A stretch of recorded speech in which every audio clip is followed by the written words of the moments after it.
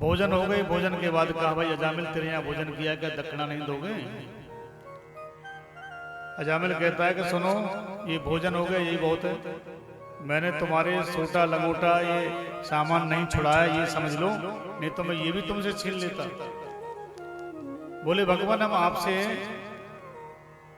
धन नहीं मांग रहे हैं, हम तो आपसे केवल एक हमारा एक इच्छा है हमारी। क्या इच्छा है? कि तुम्हारे यहाँ जो संतान होने वाली है, तेरी पत्नी जो गर्भ से है, उसके जो संतान हो उसका नाम नारायण रख देना। सिराधे, उसका नाम नारायण रख देना। थोड़ी ई को कम करो। उसका नाम नारायण रख देना। ऐसा उपचार बता गए, ऐसा उपाय संत बता गए। कुछ समय के बाद उसकी पत्नी को पुत्र हुआ और उसका नाम उसने नारायण ही रखा। अब तो उठते बैठते खाते पीते सोते नारायण इधर आओ, नारायण बेटा ये सुनो, नारायण वो सुनो। चौकी भाव को भावे अनख आलस हो, नाम जपत मंगल दिस दस हो। भाव से, कुभाव से, अनख आलस से, कैसे भी सही, नाम तो भगवान का ही लिया है। और भगवान का नाम क्यों नहीं है वो? क्योंकि गुरु मंत्र संतों ने वो नाम प्रदान किया है, अपने आप नहीं रखा उसने वो नाम। संतों ने गुरु नाम दिया है, वो गुरु मंत्र दे दिया एक तरीका से। क्योंकि ये इतना पापी हो चुका है, ना गायत्री पाठ करेगा, ना दुर्गा पाठ करेगा, ना ओम नमो भगवते बोलेगा, कम से कम अपने पुत्र का नाम तो बोलेगा ही। ऐसा सरल उपाय उसको बता गए। और एक समय ऐसा आया जब उसका अंत समय आया अजामिल का,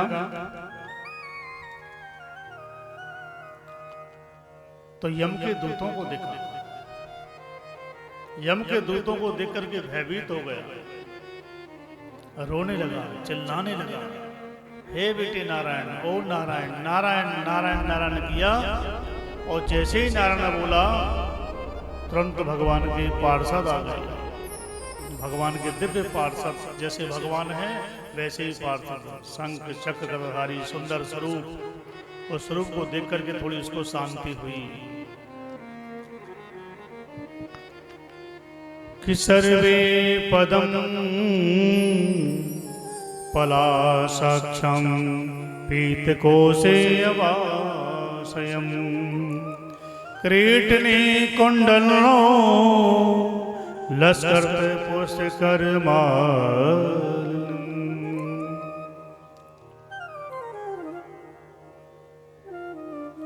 भगवान के पार्षदों ने आकर के यमदूतों को वहां से भगा दिया। थोड़ी तसल्ली हुई, थोड़ी राहत हुई उसको। भगाया, लेकिन उससे पहले थोड़ी वार्तालाप हुई। उन्होंने कहा कि हम यम के दूत हैं और हमारा काम है ले जाना, आप क्यों रोक रहे हो? तो उनके आपने सुना नहीं इसने किसको पुकारा है? इसने हमारे प्रभु का नाम लिया है, इसलिए अब ये हमारा हो गया, ये तुम्हारा नहीं है। अंत समय पर जो भगवान का नाम ले रहा है, जन्म जन्म मुनि यतन कराई, अंत समय पर वो आवत नहीं। अंत समय पर ऐसे पापी, सुखदेव स्वामी कहते हैं, ऐसे पापी दुराचारी, ऐसे दुष्ट आत्मा को भगवान के दूत लेने आ गए। क्यों? क्योंकि हम लोग क्या करते हैं, बचपन में खेलना, जवानी में आनंद लेना, ऐशो आराम, सोना, नाचना, डांस करना, भोग विलास, और बुढ़ापे में फिर माला लेके बैठते हैं, बुढ़ापे में भजन करने की कोशिश करते हैं। बुढ़ापे में नहीं होता ये काम,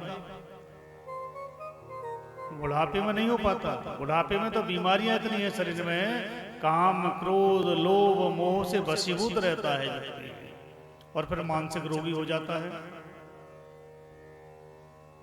भगवान का भजन करेगा कैसे? भगवान का भजन जब होता है जब मन आपका बिल्कुल शुद्ध हो, शरीर पवित्र हो, शरीर से स्वस्थ हो, मन से पवित्र हो, तो भगवान का भजन होगा। बुढ़ापे में थोड़ी होता है भगवान का भजन। अजामिल ने बचपन में भगवान का भजन किया, युवा अवस्था पूरी भगवान के भजन में निकाली। उसका फल ये हुआ कि भगवान का नाम अंत समय पर किसी न किसी रूप में उसके सामने आ गया। और भगवान के पार्षदों ने कहा कि तुमने सुना नहीं वेद क्या कहता है? वेद ये कहता है कि जो धर्मपरायण हैं, जो प्रभु के भक्त हैं, जो प्रभु का नाम ले रहे हैं, वो यम की तासना से बहुत दूर हो जाते हैं। यम उनको छू भी नहीं सकता। उधर अजामिल चारपाई पर पड़ा पड़ा सारी बातों को सुन रहा है, विचार कर रहा है कि मैं केवल पुत्र का नाम लेने से बच गया, क्यों मेरे पुत्र का नाम ही नारायण है। और मैं अगर मन से, अपने भाव से, श्रद्धा से, समर्पण भाव से परमात्मा का स्मरण करूंगा तो भव सागर से तर जाऊंगा। आज तो बच गया, मुझे बचा दिया इन्होंने आकर के। और सुखदेव स्वामी कहते हैं कि राजन, ये अंत समय की गति ऐसी होती है कि व्यक्ति की आंखें बंद हो जाती हैं, व्यक्ति हाय हाय करता है, चिल्लाता है, लेकिन उसकी सुनने वाला कोई नहीं होता है।